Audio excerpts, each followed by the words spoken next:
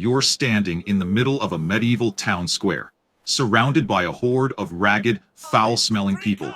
So disgusting, your nose feels like it's going to disconnect immediately. They're all cheering excitedly, as if they've just won the lottery. But the real reason is far more horrifying. You're about to experience a free cuddle from an iron box full of sharp nails called the Iron Maiden. You tremble, crying out, "Oh, sir, this is my first time. Don't kill me." But the box slowly closes. And then, click. Nothing happens. You realize the nails didn't even touch your skin because they were designed by some clueless blacksmith, or simply because this machine is entirely a product of imagination. It turns out, you've just been painfully trolled by history. While the whole world believes the Middle Ages were a server full of butchers who loved to make human flesh grinders, the truth is that later generations are just fabricating drama to create dirty content, turning their ancestors into the most violent killers on the planet. This isn't just torture. It's a century-long hoax fueled by the excessive imagination of those who like to scare future generations. Did these horrific toys really exist? Or are they just the product of those with delusions of grandeur who want to tarnish history? Welcome to Chaotic History. Today, we'll expose the truth about medieval torture, the most classic hoaxes in history. Before becoming legends in low-budget horror movies, these torture devices were actually pretty noob ideas. Let's rewind to a time when the world map looked like a glitched game lobby, where tiny kingdoms were constantly trying to solo lane against each other. Back then, the actual art of torture was incredibly broke and uncreative. Kings and queens were too busy combating each other to spend time designing complex machinery. The most popular punishment was literally just locking you in a cage and hanging you up for everyone to look at, or making you wear a metal mask that looked like a pig's snout if you talked too much trash at the market. Our main characters, the infamous torture machines, didn't even exist yet, or were just basic tools meant for intimidation over utility. The blacksmiths of this era were try-hards with no budget. The best they could do was some rusty chains or wooden chairs full of splinters, so you'd get a literal pain in the butt. But in a dark corner of history, someone was planning a massive horror bug. We had the church wanting to keep its god-tier rank, kings wanting to flex their outplay power, and especially the half-baked historians of a few hundred years later. The guys who were about to pull off a massive edit on history, turning the Middle Ages from a messy period into a literal hellscape full of rage-quit-inducing machines. And then, boom. Entering the 18th and 19th centuries, a historical hack began. Some archaeologists and museum curators suddenly decided they wanted to farm views from tourists. They realized that dry history doesn't sell tickets, so they decided to buff the horror to the max. This was the hacker phase, where legendary torture devices were born in the fakest way possible. Take the MVP, the Iron Maiden.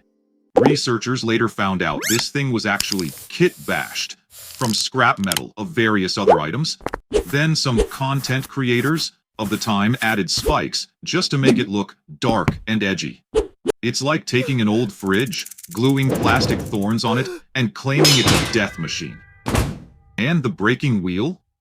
Instead of being a complex, steam-powered meat shredder, it was usually just a regular wagon wheel that an executioner used to manually break a prisoner's bones in the most basic way possible. These historical hackers used one simple trick: exaggeration.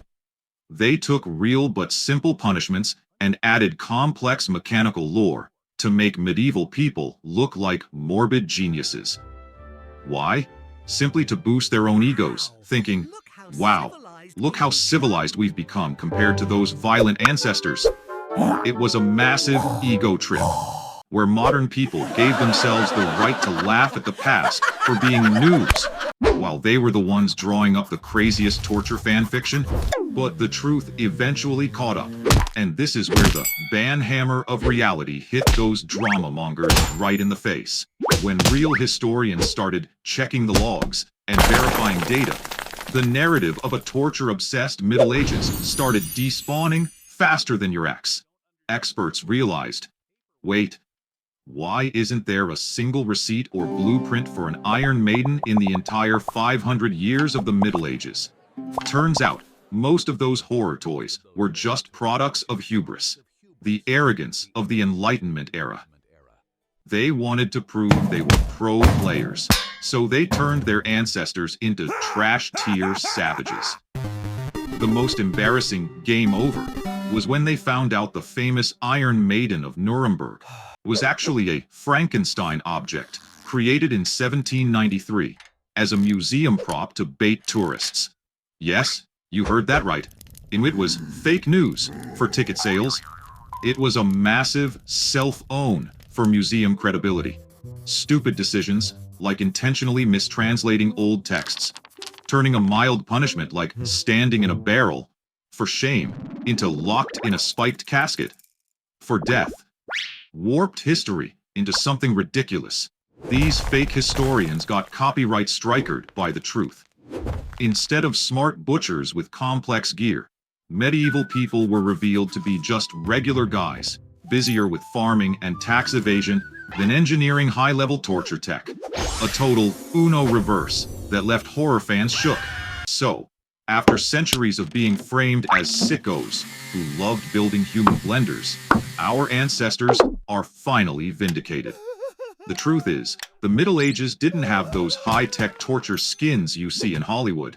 It was all a scam buffed by the imagination of later generations. Names like the Iron Maiden are now just souvenirs, living like proof of how much really humans racking love up the tea points today. and drama. The game is over, Yes, and the honesty truth seems to won be by a paying off. landslide. GGWP to the historians who had the guts to expose this millennial-old prank. The moral of the story? Never fully trust what you see in museums or based on a true story, horror movies.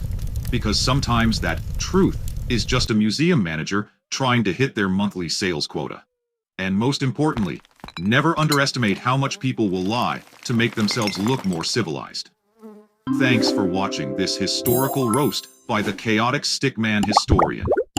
If this video helped you uninstall your historical delusions, don't forget to like, subscribe, and hit that bell so you don't miss the next VAR check on history. Now, I'm off to top up the VIP for my own kingdom. GG, see ya.